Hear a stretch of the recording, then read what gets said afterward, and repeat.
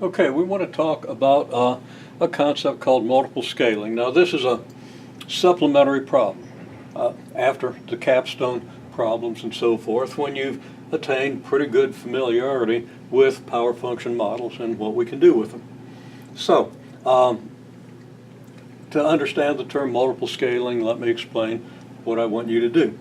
So, we're going to assume that we've done a frequency versus length model for a pendulum, and we've found that the Y factor is 1.6, which implies a power of, actually 1.6 would imply a power of about 0.678, whereas the 2/3 is 0.667.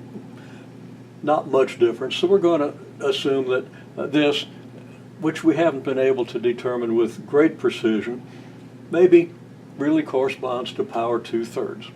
If we're wrong, well, we're not far wrong. So that the model is going to be frequency equals A times L to the 2/3. Now, the units of A are going to depend on the units in which we measure L and the units in which we measure the frequency. If we measure frequency in cycles per minute and L in meters, you're going to get something very different than if you measured the frequency in cycles per minute and L in inches. Much less if you then also measure frequency in something else like cycles per second and L in centimeters. Okay, so we've got our data. In our data, our data gives us the graph. Now we take some new data. We build some really long pendulums just to see if our process, our model extrapolates well to great lengths. So we go up to a cell phone tower or some kind of a tower, and we build a pendulum 100 yards long, and then we build another one 1/10 of a mile long. Okay, so that, that's going to be pretty high. That's about over 500 feet. That's 300 feet. Okay, so for the 100-yard pendulum, we measure frequencies 3.2 cycles per minute. Now, in reality, just as a side comment, if I had gone to the trouble to build a 100-yard pendulum and even a longer one, 1/10 of a mile pendulum, I think I would count that pendulum for a good hour at least. Maybe I'd set it up electronically where it could be counted for days, which would allow me to determine the frequency to a lot greater precision. Now, we're assuming we take care of little things like air resistance and so forth. We pump the air out of the atmosphere for a mile around. No, we can't do that. But we get a really good measurement here, and we get a really good measurement here. So, this might really be 3.287 and 2.315.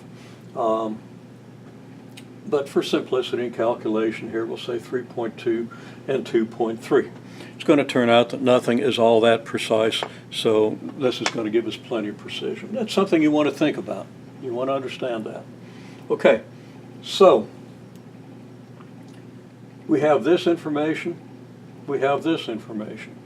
Now, this information alone is enough to help to allow us to scale our graph, because we put the 3.2 cycles per minute here, and well, we just pick a point on our graph. Pick any point and then project over here and down here. What we get over here has to be our 3.2 cycles per minute. What we get down here has to be our 100 yards. Okay, so we can easily do that. Now, that gives us a scale. We could mark off 200 yards out here, 50 yards, 150 yards. We could mark our X scale according to the 100 yards. And we could mark our F scale according to the idea that 3.2 cycles per minute is right here. Half of that would be 1.6, half of that would be 0.8, half of that would be 0.4, half of that would be 0.2. We get down to 0.1. We could mark this thing off very easily. That's a convenient number because we can divide it by 2 a whole number, a bunch of times, and get down to just 0.1 cycle per minute. I didn't have that in mind when I put that number down, but just coincidentally that's what we would get. And 100 yards, of course, is pretty convenient for setting up a scale. Not as convenient as a multiple of 2, but it's still pretty convenient. Okay, So we have a scale here for F and we have a scale for L. Now, we have our second data point. It says that frequency is 2.3 cycles per minute when the length is 0.1 mile. Okay? Now, we could look up how many yards there are in a mile, figure out how many yards that is and everything, but that's not what we're going to do. Matter of fact, we're going to pretend we don't know how many yards there are in a mile. Now, actually, 50 years ago when I was your age,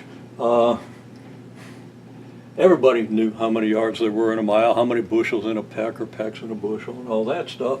But we've gone to the metric system, so a lot of people don't even know how many feet are in a mile, much less how many yards are in a mile. So let's pretend that that information has been lost to posterity, and we're trying to reestablish it using this data. Okay, well, kind of unrealistic. We probably wouldn't go to this much trouble. There are easier ways to do it, but if we're really, really into pendulums, maybe we really, really want to do it this way. Okay, so how are we going to locate this point on our graph? We don't want to relabel this in terms of yards. We want to use, again, the graph to figure out how many yards correspond to how many miles. But what we do have is we do have the frequency in the same units, so we can locate this point on the graph by determining where 2.3 cycles per minute would be on the y-axis. Wherever that is, we project over and down, and that's where 1/10 of a mile should be.